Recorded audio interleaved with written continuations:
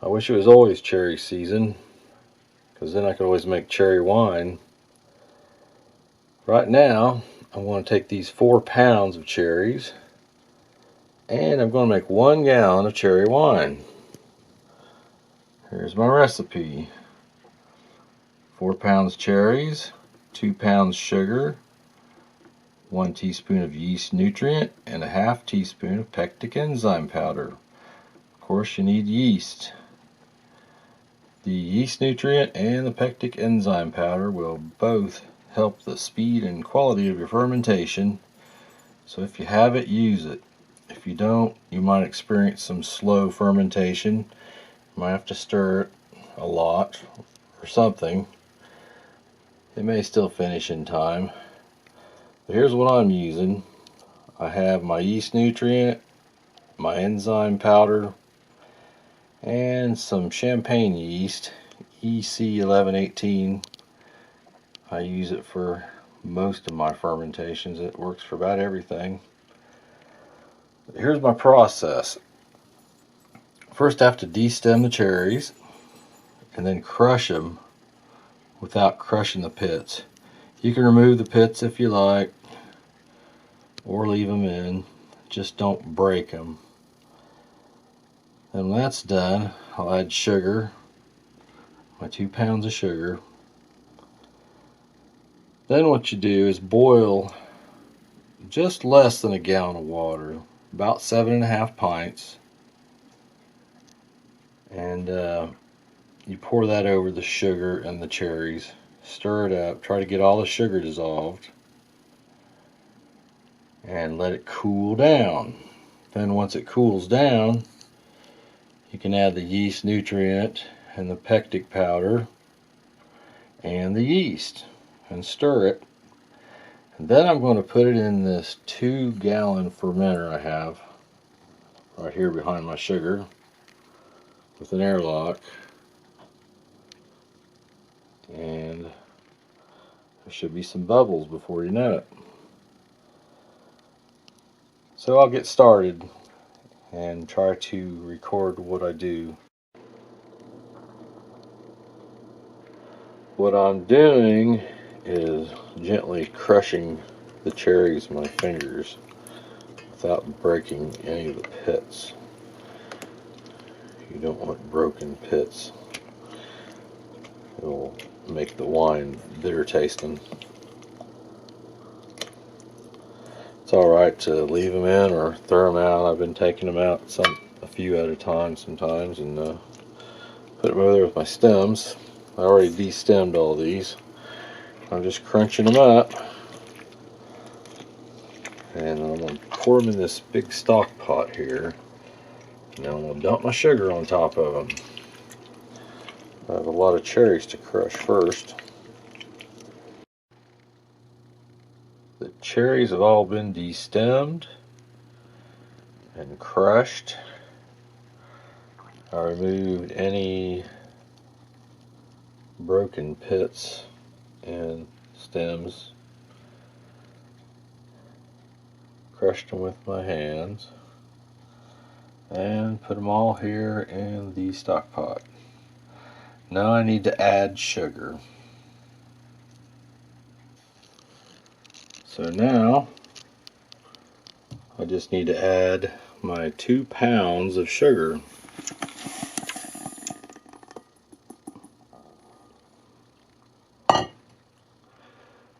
The next step is to pour boiling water on all this and stir it up, get the sugar dissolved. I've moved the cherries and sugar to the stove top because they're going to get hot. I have 2 quarts of boiling water on the stove top, and I have just under 2 quarts of boiling water here in the microwave. I'm going to pour them both in on top of my sugar and cherries. I shouldn't have to tell you that you need to be really careful at this point.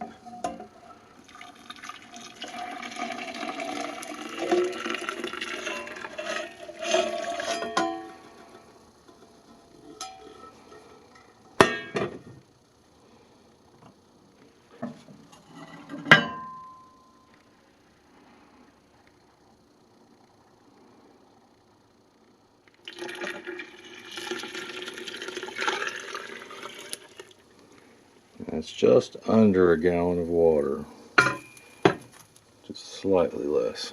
So now I'm going to stir this, get the sugar dissolved. The heat will sanitize everything in there. Then I'll cover it and let it cool down to room temperature before I do anything else.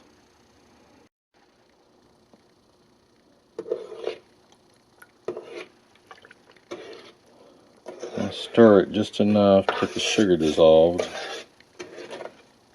I don't really feel much granularity in there. I think that water was so hot that it pretty much dissolved it all.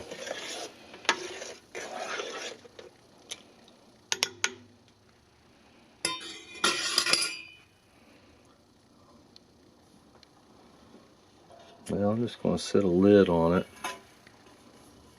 and let it sit here, cool down. The cherries and sugar are cooling down close to room temperature. I have my clean, sanitized 2-gallon fermenter, and I have a teaspoon of yeast nutrient and a half teaspoon of pectic enzyme powder. I'm going to dump these both into this fermenter.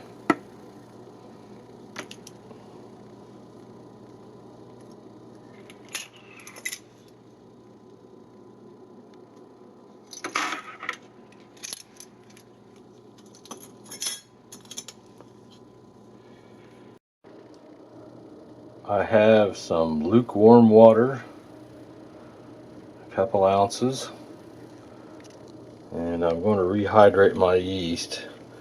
This EC1118 likes to be rehydrated in slightly warm water. So I'm going to pour that in here, get that started, and while that's going on, I'm going to dump my cherries and sugar into the fermenter and hopefully not make a big mess.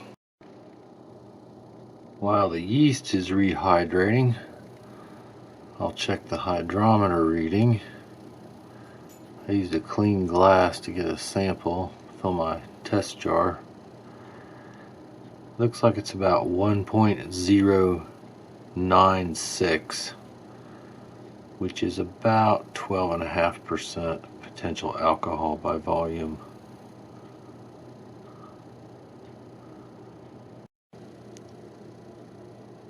The yeast is rehydrated. I'm going to stir it up,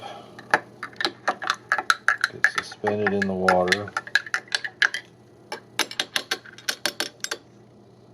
and then pour into the cherry wine must. I did manage to get it into the fermenter. I sat it by the sink though when I did it, just in case I made a mess. A lot of recipes will say to pour the boiling water right into your fermenter, have everything in it. But I have cracked plastic buckets doing that. So that's why I add the extra step of the large stainless steel container. I don't like breaking buckets full of hot, sticky liquids. So that's stirred well. Snapped on the lid tightly and attached the airlock half full of water. Now it's a matter of waiting until fermentation begins. It has been about 5 hours since the yeast was put in. There are bubbles in the airlock. Fermentation is well underway.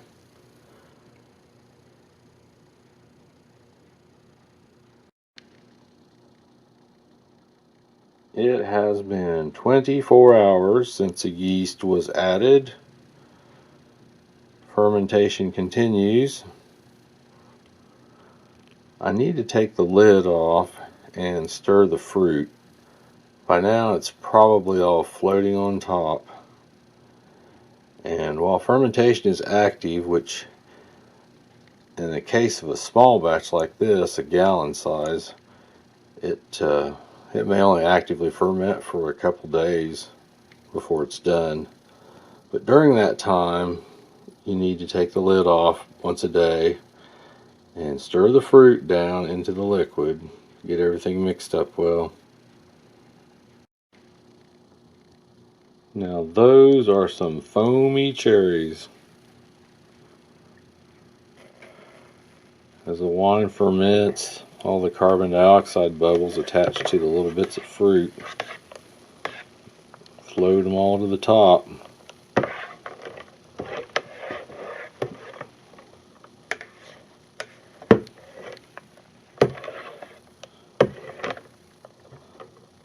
This should be stirred once every 24 hours until it's finished.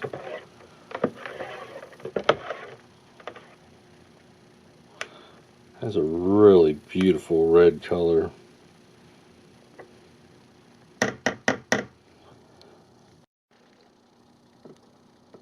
After stirring down the fruit, I replace the lid and the airlock. It is continuing to bubble, and I will check it tomorrow. It has been 2 full days since the yeast was added. Fermentation is slowing. Just a few bubbles now and then. I'll take the lid off, stir it again, and then check it tomorrow. If it's done the next day or two, then I will transfer it out of this fermenter. After 2 days of fermenting, the cherries are mostly foam and little skin pieces. See, most of the color has already left the cherries. The cherries themselves are becoming a lighter color while the wine is turning red. I'm going to stir all this down into the liquid and put the lid back on.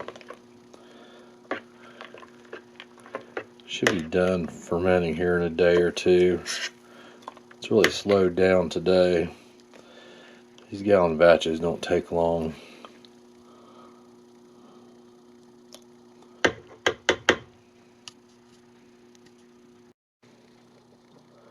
The rate of fermentation has increased since I stirred.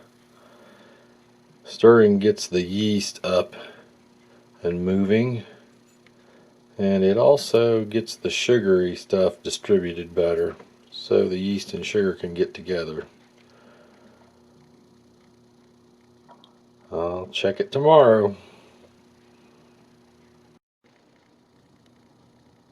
It has been 5 days now since the yeast were added.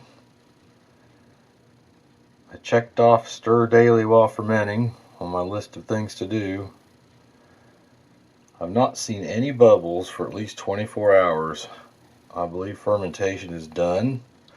I'm going to rack it into a jug, and I'm also going to check my finishing gravity.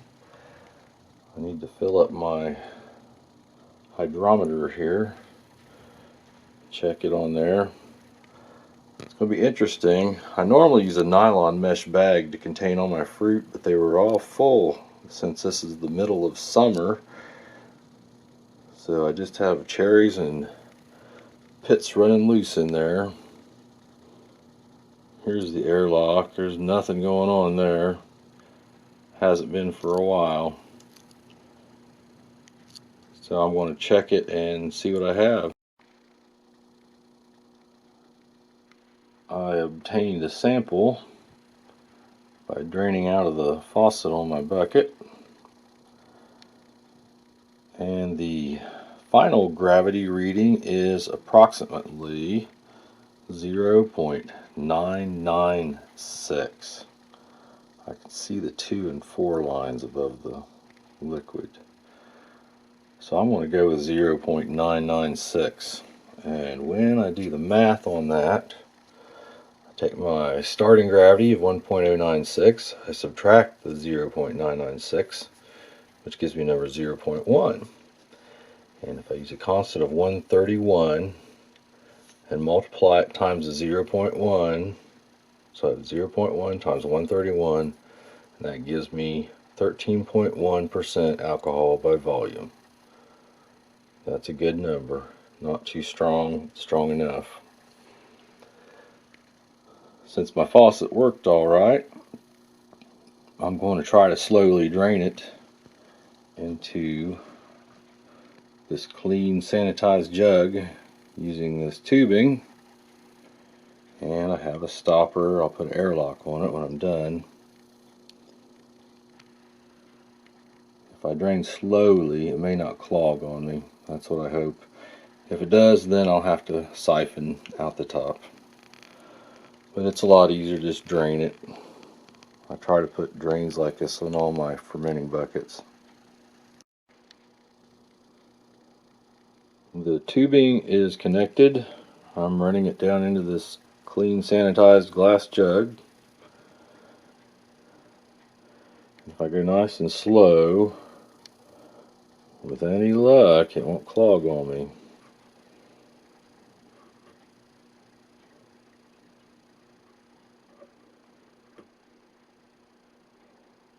Most of the fruit is floating on top.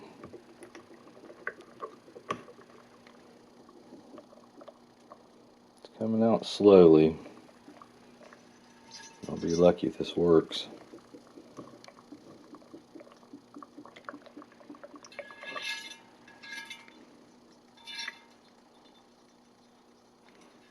I might have a couple cherry pits in there. It's hard to say. There are definitely a few bubbles.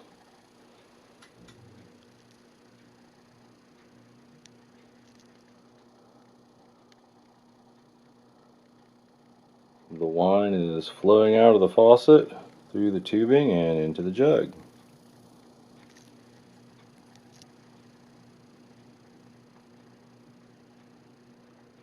The goal is to have 1 gallon of reasonably clear wine and to leave all the solids behind. I squeezed a little more juice out of it and it's nearly full. I'm going to add a little water.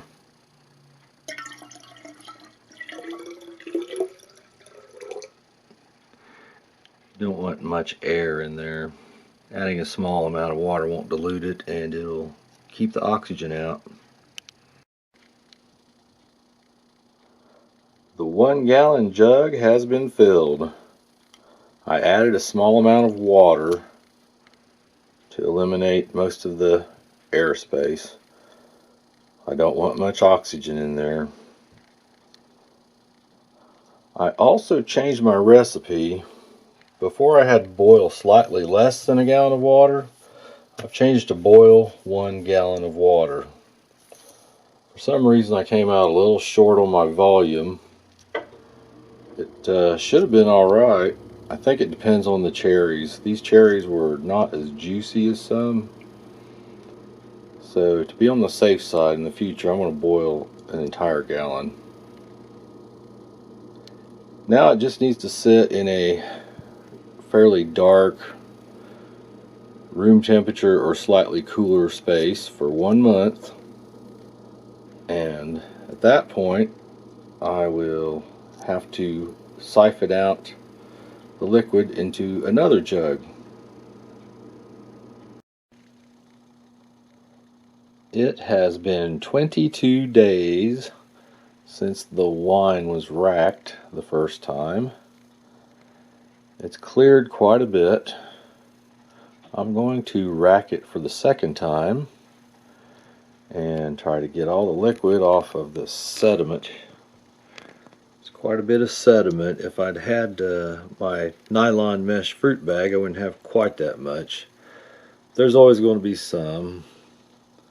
And I have a slight problem with some of these little bits that want to float on top. At some point I'm going to have to skim those out or do something to get rid of them. So I wrote down my next step.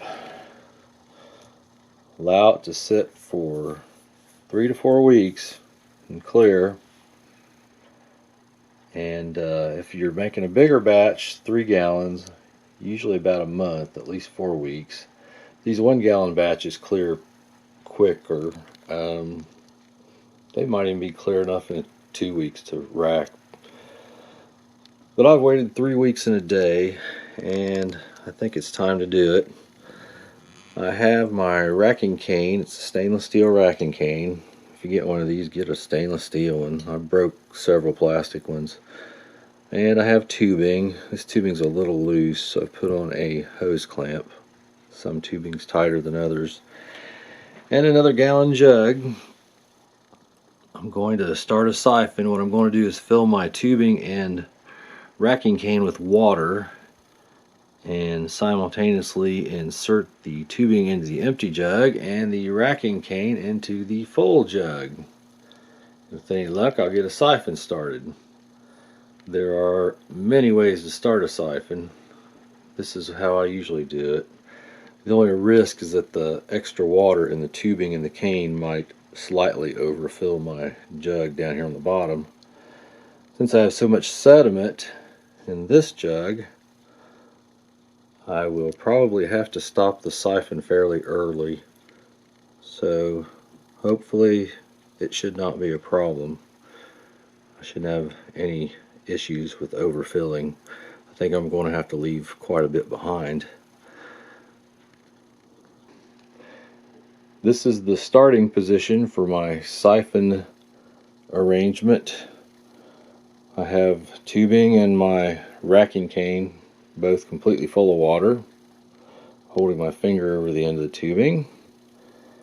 I'm going to jam that cane down in there and hold my finger on the tubing until I get it down in the other jug. Try to get it started. See what happens. I have a good siphon started. It's going down rapidly.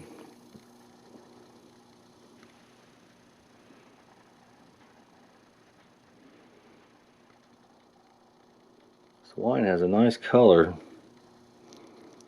It's fairly clear except for all the junk in the bottom.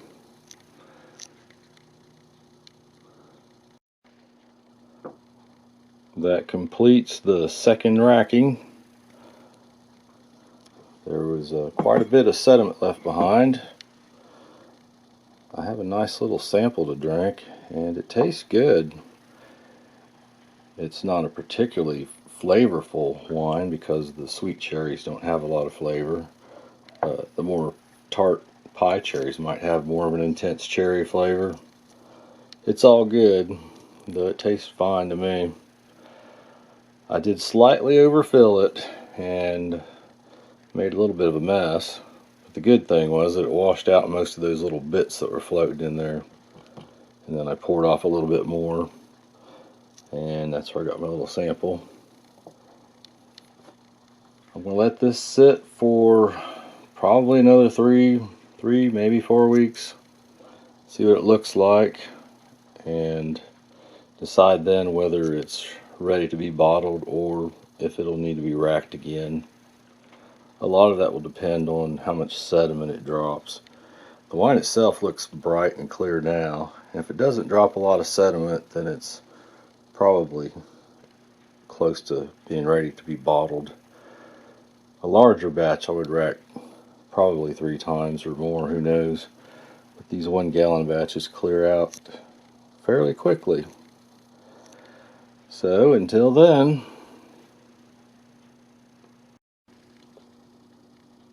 another month has passed.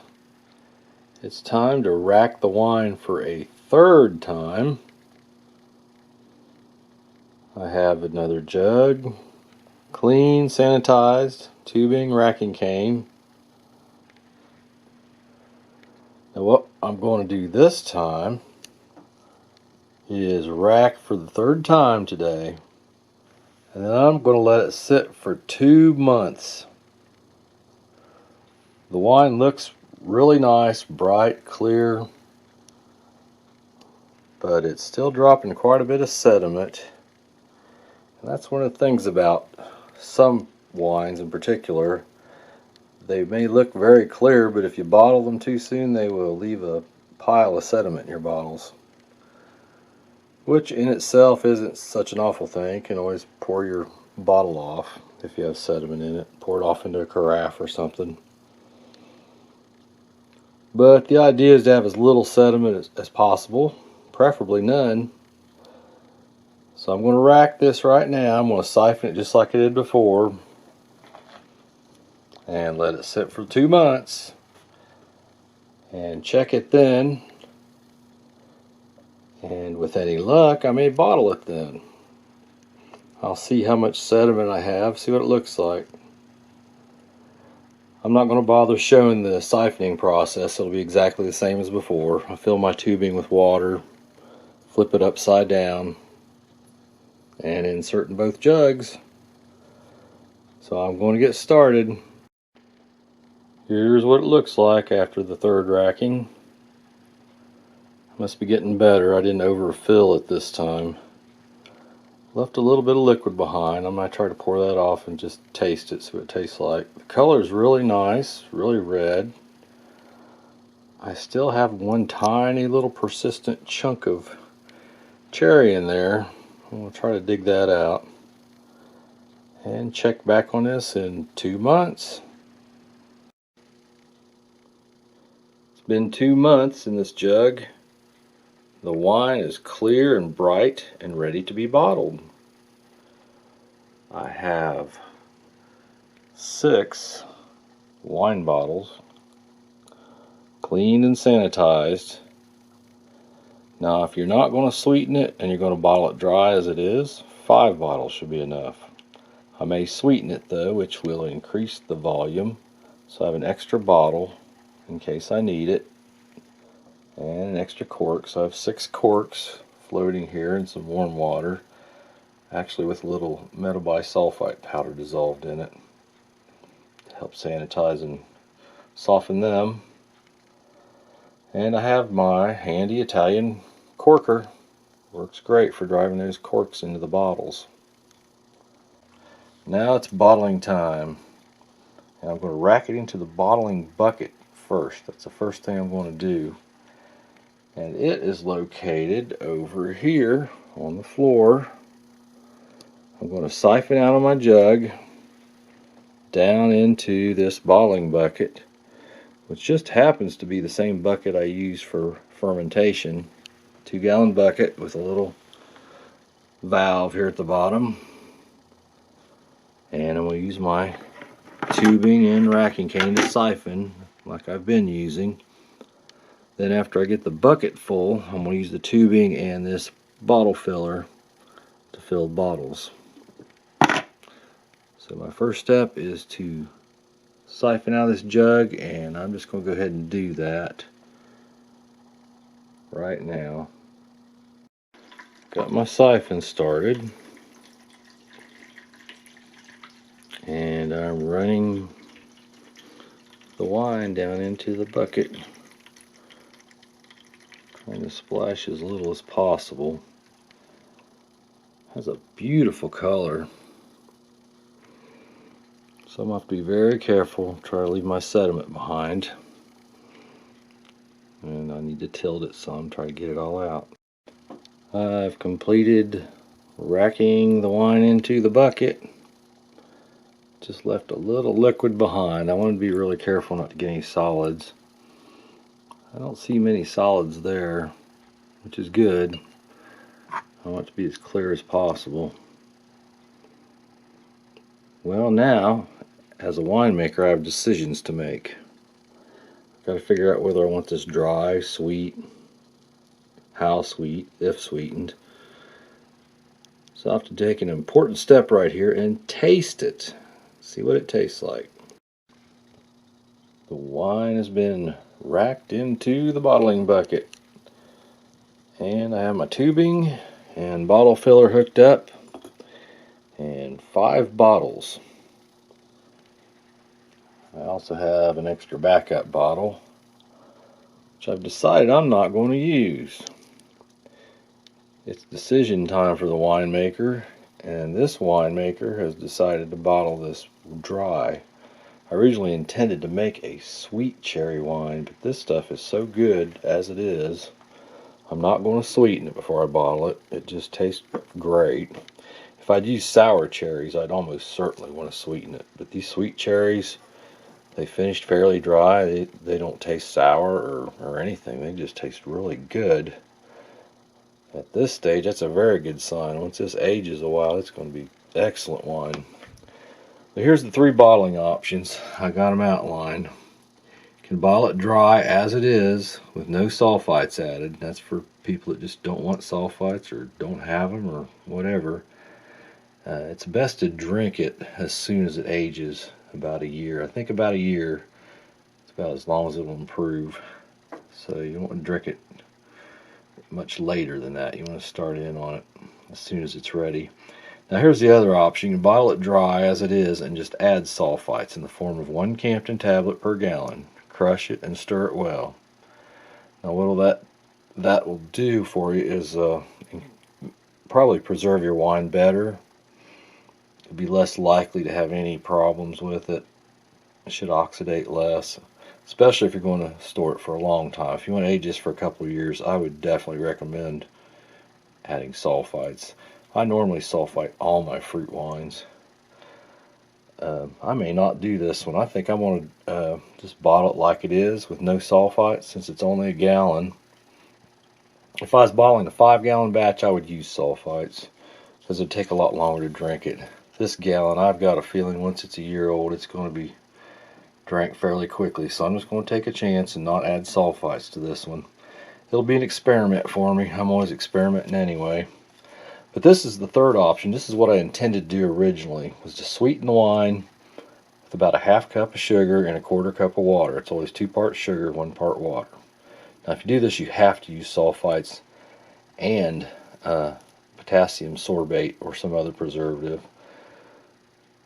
So if you do the sweetening and stir it in, taste it, tastes okay, then crush a Campton tablet and use a 1/2 teaspoon of potassium sorbate per gallon, and that'll prevent your bottles from exploding. It'll keep that sugar from re-fermenting. So now all I gotta do is fill my bottles and put corks in them, since I'm taking the simpler route. Like I said, if you had sour cherries, you would probably want to sweeten this, but it tastes just fine the way it is. I'm quite happy with the way it turned out. Filling the bottle with my cherry wine. Quite an extraordinary color.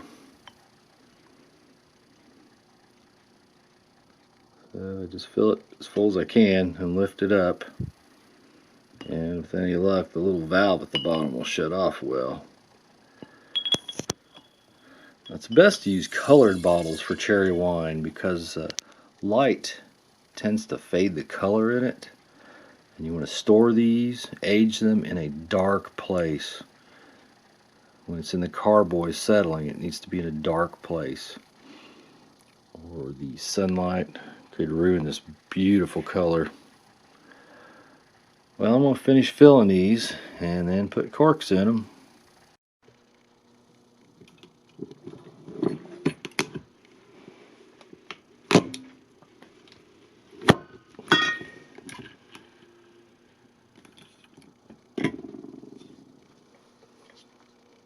Finished corking. So now I have 5 bottles of delicious sulfite-free cherry wine. And since gallon jugs hold more than a gallon when you fill them clear up, I have a really nice glass here to drink. These bottles, I'm going to put removable labels. I print removable sticker type labels that I can peel off and reuse the bottles. And then I'm going to lay these down in a dark place for about a year. They should be fully matured in a year. Hopefully, with any luck at all, it'll still be good. Since I haven't added any sulfites. It probably will be. But it's take a little bit of a chance when you don't use any sulfites. I normally use it in all my fruit wines. Sulfite everything. It doesn't bother me, so it's never been a problem. But for people that want to avoid sulfites completely, well, this is one way to do it. You just use heat to sanitize and don't add sulfites. Now, there was a small amount of sulfites I used in my sanitation. There are commercial products out there to sanitize with if you want to completely avoid sulfites. Generally, they're not much harm to most people. They're a natural compound that occurs on grape skins and many other places. It tastes fine right now. Can't imagine how good it's going to be after aging. I guess this is the end of my video. Hope you enjoyed watching. Thanks for watching, and check out some of my other ones when you got time.